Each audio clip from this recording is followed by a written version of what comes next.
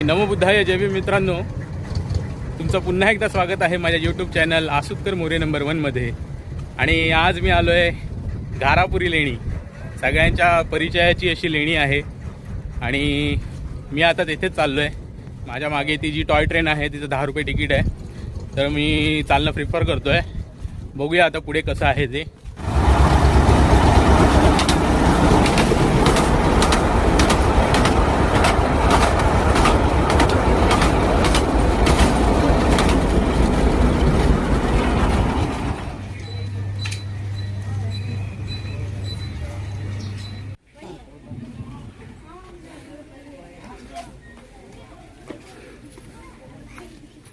मित्रांनो, finally 101 step चढून मी इथे पोहोचलेलो आहे. पाठीमध्ये माझ्या एलिफंटा केव असं लिहिलेलं आहे, जे की पुरं जुनं नाव होतं घारापुरी.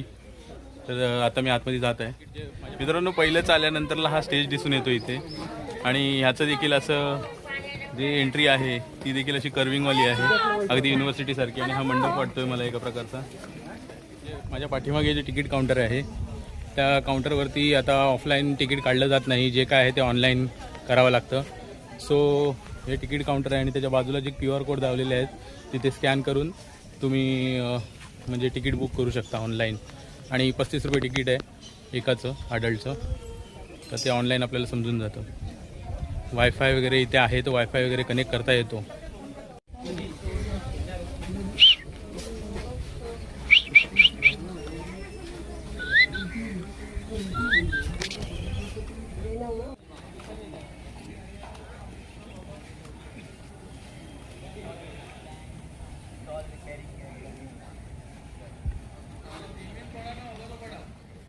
मित्रांनो, मी आतमध्ये प्रवेशच करत होतो तेवढ्यामध्ये समोरच एक गाईड दिसला. फॉरेनरला गाईड करत होता. त्यांना सांगत होता की पुढे काय पाहण्यासारखं नाही आहे, पुढे फक्त एम्प्टी केव आहेत. म्हणजे त्याला हे नाही माहिती आहे की एम्प्टी केवचा काय मिनिंग आहे. म्हणजे जे विहार आहेत त्यांना तो एम्प्टी केव म्हणतो आहे. जाऊ द्या, अज्ञान आहे, त्याच्याबद्दल आपण काय बोलू नये. बघूया आपण कशा आहेत त्या केव्स आणि ज्या गुहा आहेत, जे विहार आहेत, तर ती आता मी पुढे जातो आहे पाहण्यासाठी. सुरुवात मी त्याच गुहेपासून करणार आहे, तर आपण पाहूया पुढे. मित्रांनो, ही जी केव आहे ना ती आता बंद करण्यात आलेली आहे, कारण तिचं डागडुजीचं काम नाही झालं आहे. मला वाटतं थोडं ती पडत आली आहे. सो आता तिकडे जाऊन बघतो कसं आहे ते. मित्रांनो, माझ्या मागची गुफा आहे ना ती पडझड झालेली आहे, त्यामुळे इथे बॅरिकेड करून बंद करण्यात आलेली आहे. पण मला असं वाटतं हे एक विहार असावं आणि त्याच्या आतमध्ये ओटीव स्तूप वगैरे ठेवलेला असावा. कारण मी ह्या आधी मी पाहिलं होतं व्हिडिओमध्ये, तर तेव्हा त्यांनी असं दाखवलं होतं. समथिंगच अशीच काहीतरी दिसणारी एक लेणी होती. त्या लेणीमध्ये ओटीव स्तूप असा दिसत होता. तर आता मी इकडून पुन्हा वरती चाललो आहे आणि बाकीच्या लेण्या पाहतो. मित्रांनो, माझ्या मागे एक केव आहे, आता मी तिकडे चाललो आहे. बघूया कशी आहे ती. मित्रांनो, हे बघा ना, लास्ट टाईम मी आलो होतो जेव्हा लोणार केवला गेलो होतो, तिकडचीच अशीच संरचना होती, सेम टू सेम. असं वरती कमळाकृती आकार आणि हे जी अशी स्टाईल जी आहे पिलर्सची, अष्टकोणी पिलर, 8 कोण आहेत, तर इथं दिसून येत आहे. आणि ही 4 नंबरची केव आहे आणि 4 नंबरच्या केवमध्ये आपण पाठीमागे पाहतोय माझ्या, हे इथे आपल्याला चैत्यस्तूपाचा आकार दिसतोय. आणि ही जी संरचना आहे हे बघा, हे 2 जसं स्तूपाचं वरचा जो हे असतो आकार असतो तसंच अगदी आकार आपल्याला दिसून येतो इथे. तर हे एक विहार आहे, त्याच्या आतमध्ये मी जातो, पाहूया कसं आहे ते. चप्पल बाहेर काढतो. तर हे एक विहार आहे आणि त्याच्यामध्ये आवाज संपूर्ण घुमतोय, ते पाहताय. आता याचं थोडंसं ढासाळलेलं आहे, पण हे संपूर्ण जुन्या वेळेचं, जुन्या काळी. हे बघा, इथे आपल्याला चिनीचे जे घाव आहेत ते घातले जायचे, त्याचं हे दिसून येतं, द्रोण दिसून येत आहे. चौकोनी दरवाजा आकाराचं हे. इथून बाहेर आल्यावरती 4 नंबरमधून बाहेर आलो विहारातून. आणखीन एक कक्ष आहे, विहार आहे भिक्खूंना राहण्यासाठीचा. तर तो एक इथे दिसून येतो आपल्याला. मित्रांनो, इथे देखील आहेत ना 2 द्वारपालांचे जे होते जुने, तर त्यांचे ह्या मूर्ती देखील खंडित केल्या गेलेल्या आहेत आणि त्या आपल्याला इथे दिसून येतात. इसवी सन 6व्या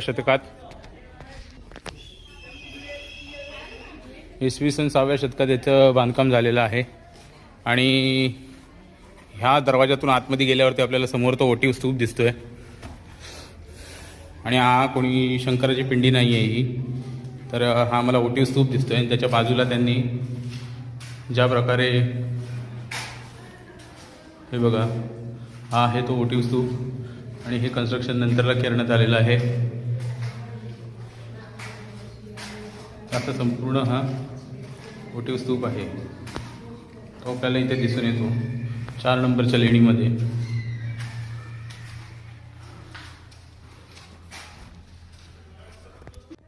हे बघा, स्पष्टपणे दिसत आहेत आपल्याला समोरच आपल्याला विहाराची प्रतिकृती, ही स्तूपाची संरचना आपल्याला इकडे प्रतिकृती ही कोरलेली दिसून येत आहे आपल्याला.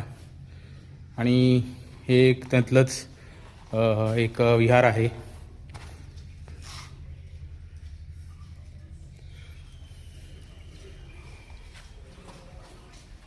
आणि हा एक पिलर आहे अष्टकोणी, तो आता भिंतीमध्ये आहे. बाकीचे इथले 2 पिलर तुटलेले आहेत, ते आता नाही आहेत अस्तित्वात नीट. आणि पुढे हे एक खोली आहे, विहार आहे. आणि अजून एक त्याच्या बाजूला पण असलेली विहारच आहे.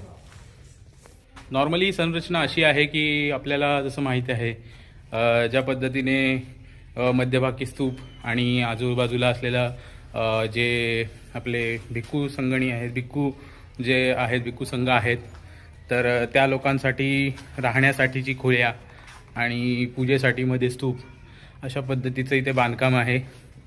आणि आजूबाजूला ह्या खोल्या रिकाम्या आहेत, तिथे ते लोक राहत असावेत. आणि मधोमध जो स्तूप आहे, ओटीव स्तूप, तर तिथे ते प्रार्थना वगैरे करत असावे. मोस्टली तरी राहण्यासाठीच आहे, तर इथे त्यांचा वास दिसून येतो आपल्याला.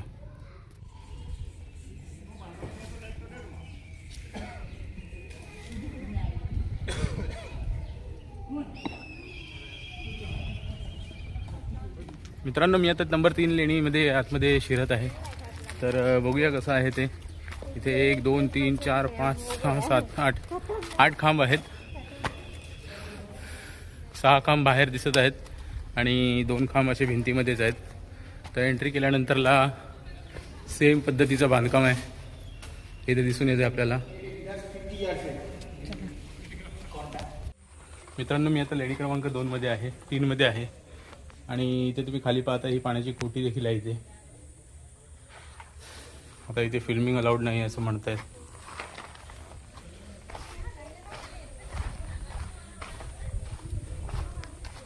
पाण्याची कोठी आहे ना, तेच दोन्ही ठिकाणी पाण्याची कोठी आहे. आणि मी आता ह्या लेणीमध्ये आतमध्ये जात आहे. हे देखील विहारासारखं स्ट्रक्चर दिसतंय संपूर्ण. हां, हे विहारच आहे. हा विहाराचा समोरची जी पडवी आपण बोलतो तो मेन भाग आहे. मित्रांनो, ही एक आहे ना विहार आहे. आणि विहारामध्ये आपण जसं बघतो की हा जो सभामंडप आहे तो आहे, पडवी जे म्हणतो आपण त्या पद्धतीने. आणि हे 4 खांब इथे दिलेले आहेत. तर ही अपूर्ण झालेली आहे, ही पूर्ण झालेली नाही आहे. ही सुरुवात केली असेल पण ही पूर्ण झालेली नाही आहे. सो आपल्याला इथे दिसतंय अर्धवट काम आहे, पूर्ण झालेलं नाही आहे ते. तर ह्या लेण्यामधून मी आता बाहेर निघतो इथे आणि पुढे जाऊया, पुढे बघूया. पुढे आल्यानंतरला नंबर 2च्या लेणीमध्ये आपल्याला महायान संप्रदायाच्या संपूर्ण शिल्पकलाकृती कोरलेल्या पाहायला मिळतात. इथे 2 मोठे मोठे विहार आहेत आणि त्या विहारामध्ये आपण गेले असता आपल्याला त्यावेळचे जे महायान संप्रदाय होता, जो की गौतम बुद्धांनी दिलेल्या बौद्ध धर्माचाच एक भाग होता. आणि त्याचाच आपल्याला इथे संपूर्ण या शैलीमध्ये आपल्याला पाहता येतं. ही शिल्प जी आहेत ती संपूर्ण बेस आहेत आपले जे जातक कथा गौतम बुद्धांनी सांगितल्या होत्या, तर त्या जातक कथांमधला हा जो शिल्पपट आहे तो आपल्याला इथे पाहता येतो. तर ह्या शिल्पांचा वेगवेगळे अर्थ आहेत आणि हे आपल्याला संपूर्ण लेणीप्रेमी जे आहेत, लेणी संवर्धनाचं जे काम करत आहेत, तर त्यांना सगळ्यांना माहीत आहे आणि आपल्याला देखील जाणून घेणं गरजेचं आहे. इथे आल्यानंतरला असे काही खांब आहेत त्याच्यावरती गौतम बुद्धांच्या ज्या मूर्त्या होत्या त्या देखील नष्ट करण्याचा प्रयत्न करण्यात आलेला होता आणि बाकीचं आता डागडुजीचं काम झालेलं आहे. शिवाय इथले जे शिलालेख शोधण्याचा जर आपण प्रयत्न केला तर आपल्याला कोणत्याही प्रकारचा शिलालेख इथे आपल्याला सापडत नाही. आणि हे या जेवढ्या जातक कथा आहेत त्या जातकथांमध्ये जे शिल्प आहेत त्या शिल्पाचं वेगवेगळ्या प्रकारचे नावं देऊन जे नवीन प्रकारे शिव आणि पार्वतीचे अवतार वगैरे सांगितले जातात हे सगळं चुकीचं आहे आणि आपल्याला त्याच्यावरती नक्कीच लक्ष देणं गरजेचं आहे. शिवाय आता येथे आपण जो पाहत आहोत तर ती एक अवलोकितेश्वराचं रूप आहे आणि त्याच्या बाजूला असलेली जी तारा आहे तर ती आपल्याला येथे पाहता येते आणि ते देखील बोधिसत्वच होते आणि ह्या बोधिसत्वांची आपल्याला इथे प्रतिकृती आणि ही शिल्प आपल्याला पाहता येतात. तर महायान संप्रदायाचं हेच महत्त्वाचं हे होतं की त्यांनी ही शिल्प सगळी निर्माण केली.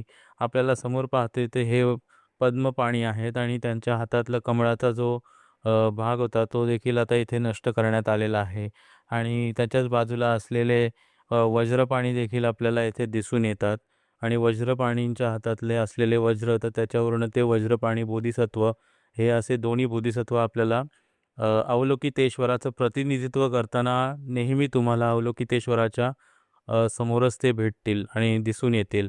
तर हे अवलोकितेश्वराचं रूप आहे ज्याला शिवाचं रूप असं म्हटलं जातं, पण हे साफ चुकीचं आहे आणि हे बोधिसत्व आहेत अवलोकितेश्वर आणि अवलोकितेश्वरांच्या मूर्तीची हा जो हे आहे हा लोगो महाराष्ट्र टुरिझमवरती देखील वापरला जातो.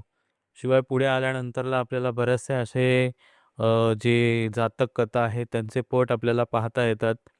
शिल्पपट आपल्याला पाहता येतात तर ते आपण इथे पाहत आहोत.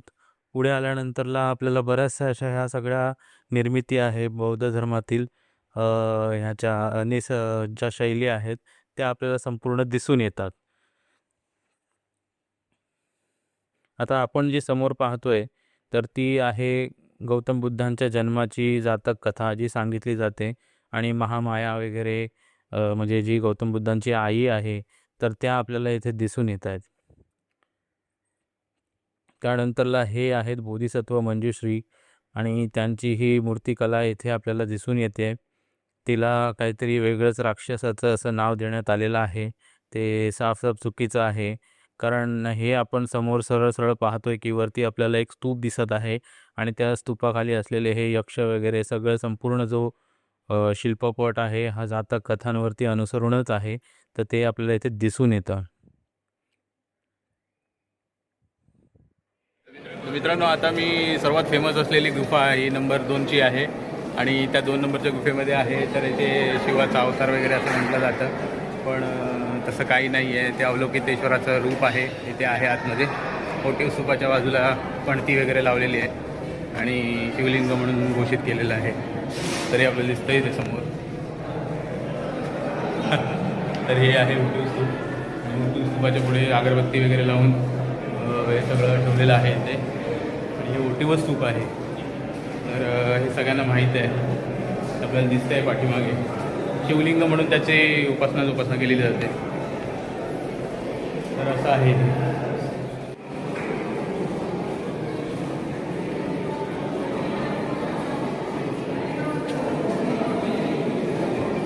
मित्रांनो, इथे एक ओटीव स्तूप आहे आणि त्या ओटीव स्तूपाच्या इथे पण असं शिवमंदिर असं लिहिलेलं आहे. मला वाटतं हा बसण्याचा आसन मला वाटतं गौतम बुद्धांचंच असावं हे 100% आहे. खाली कमळ पद्मासनामध्ये बसलेले आणि ही ओळख नष्ट करण्याचं काम बाकी काही नाही आहे. हां ना, हे बघ ना, हे कमळ आहे दिसतंय, सगळं दिसतंय आपल्याला व्यवस्थित. ते नंतरला हे एंट्रीचं यक्ष, हे पद्मपाणी, वज्रपाणी त्यांचे हे सगळे आणि हे चल्यागुरी प्रकार शिवलिंग म्हणून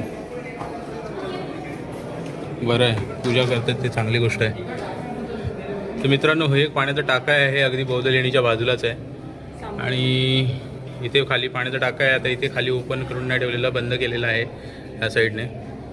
आणि इथून आपल्याला अजून इथे आतमध्ये देखील एक मूर्ती आहे, तर ही इथे बंद करण्यात आलेली आहे, पाण्यात मनाई केलेली आहे. काय माहिती का. एवढं तर सगळं झालेलं आहे. जसे पाठीमागचे स्तूप दाखवले तसे ते पण स्तूप आहे, सेम टू सेम स्तूप आहे, काही फरक नाही आहे त्याच्यामध्ये. फक्त एवढंच आहे की त्याचा जो खालचा भाग आहे तो आता इथे निघालेला आहे. तर असेच प्रकारचं सगळे तिन्ही ठिकाणी आहेत. सगळेजण ह्याला शिवलिंग असं म्हणतात. तर प्रत्येकाचं मांडण्यावरती आहे, आपण काही त्याला बोलू शकत नाही. पण हे ओटीव स्तूप आहे मित्रांनो, हे पण एक ओटीव स्तूप आहे. हे 2 सिंह आहेत, आता तुटलेल्या अवस्थेत आहेत. मित्रांनो, हे एकच ओटीव स्तूप आहे असं की ज्याच्या संपूर्ण परिसरात म्हणजे ज्याच्या संपूर्ण आपल्याला प्रदक्षिणा घालता येते. आणि मी तिथून जात आहे आता पुढे, आणि बाकी काय आता उरलेलं नाही आहे. हे एकच असं स्तूप आहे त्याच्या ठिकाणी. म्हणजे हे संपूर्ण विहारच होतं, एक चैत्यगृह होतं. त्यांना मधोमध हे असं एक चैत्यगृहासारखं जसं असतं, मध्ये एक स्तूप आणि आजूबाजूला असं फिरण्यासाठीची जागा असं तयार करायचं होतं. त्या पद्धतीने हे तयार केलं गेलेलं आहे. मित्रांनो, नंबर 2च्या लेणीमध्ये देखील वेगवेगळ्या प्रकारची शिल्प कोरण्यात आलेली आहेत आणि त्यातील काही शिल्प आपल्याला पाहतोय आपण समोर. हे जे अवलोकितेश्वराचं रूप आहे ते देखील आपल्याला पाहता येत आहे.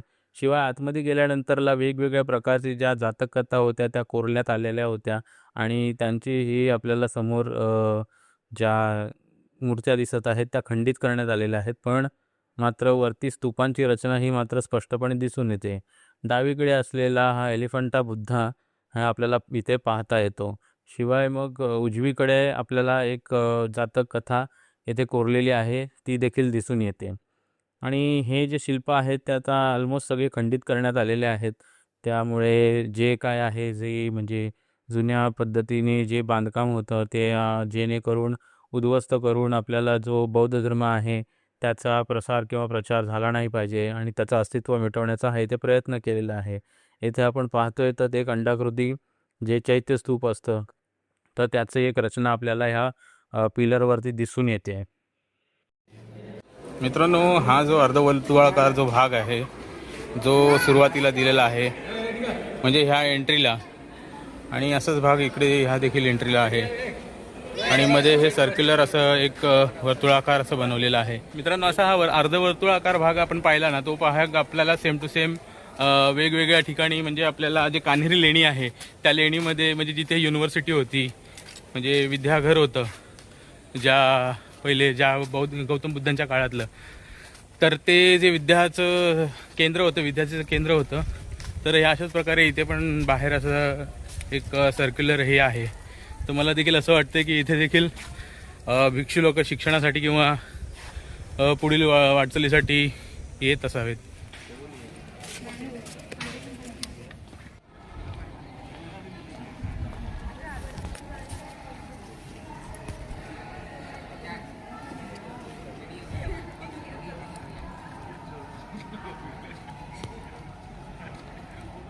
बाहेर पडत असताना डावीकडे असलेल्या एका गृहामध्ये, ऑफिसमध्ये ज्या काही हे डिस्प्ले केलेले आहे हे संपूर्ण भाकड कथा आहेत आणि ह्या कथा आपल्याला इथे डिस्प्ले केलेल्या दिसून येतात.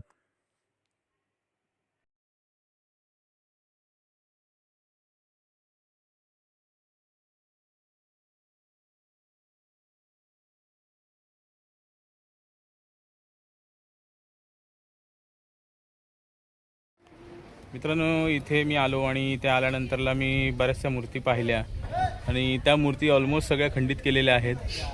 आणि खंडित केलेल्या मूर्ती पूजन करत नाहीत असं इकडच्या लोकांचं म्हणणं आहे.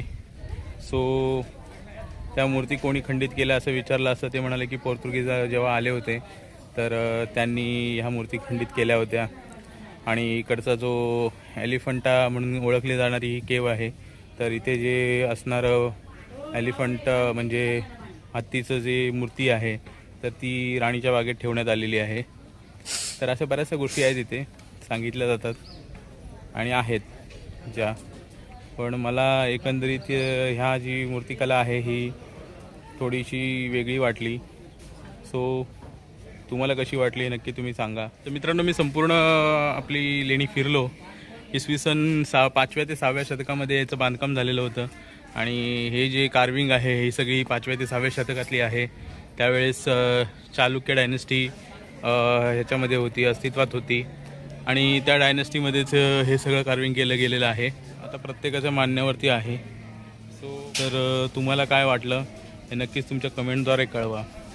तर आता मी इथून निघत आहे आणि वरती कॅनन हिल आहे, तर तिकडे जात आहे. तिकडे तोफा वगैरे आहेत पोर्तुगीजांच्या वेळेच्या, तर तिथे जात आहे मी. मित्रांनो, हा रस्ता आहे तो कॅनन हिलला जाण्यासाठीचा आणि तिकडून वर येताना हा खूप सुंदर असा रस्ता आहे आणि त्याच्या अगदी वरती आल्यानंतरला आपल्याला संपूर्ण हे जैनपेटी बंदर दिसतं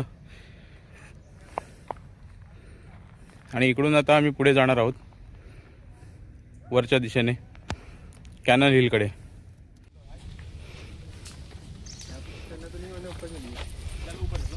मित्रांनो, ही माझ्या मागची टोप आहे, ती 360 डिग्री फिरायची आणि संपूर्ण ह्या घारापुरी बंदराचं संरक्षण जे करता यायचं.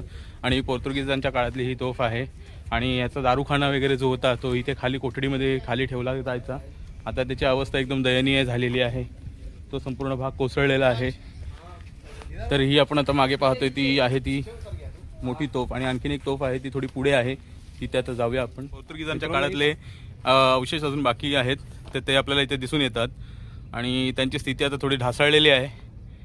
मित्रांनो, ही सारखीच तोफ आहे, तिकडे देखील हीच तोफ होती आणि त्याच पद्धतीची अगदी सेम टू सेम अशी तोफ इथे पण ठेवलेली आहे.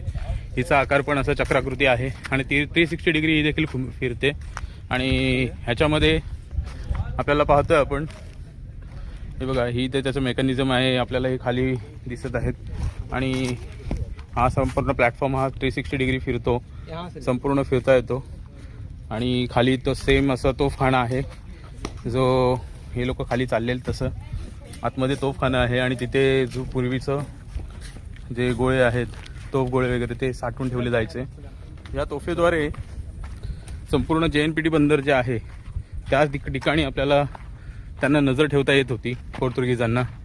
तर 360 डिग्री म्हणजे 360 डिग्री फिरत असल्यामुळे त्यांना जैनपेटी बरोबर आजूबाजूचा संपूर्ण हा जो परिसर आहे 180 अंश कोणातला, तो संपूर्ण परिसर त्यांना कवर करता यायचा. म्हणजे तिकडून दुश्मनाची चढाई वगैरे जी व्हायची ती कवर करता येत होती. तर मित्रांनो, अशा प्रकारे हे संपूर्ण घारापुरी बंदर आहे आणि घारापुरीची लेणी आपण पाहिली. तर हे पोर्तुगीजांचं ज्यावेळेस इथे वास्तव्य होतं त्यावेळेचे काही अवशेष आपल्याला इथे दिसून येतात. शिवाय ह्या 2 तोफा देखील आहेत अजूनही जतन करून ठेवलेल्या. कंडिशन चांगली आहे तोफांची, बाकी जे मेकॅनिझम होतं ते थोडंसं आता खराब झालेलं आहे. तर आता मी इथून निघत आहे आणि आता मी घरी चाललो आहे. तर थोडं खाली जाऊया, आता किती वेळ लागतो खाली उतरायला तो बघूया.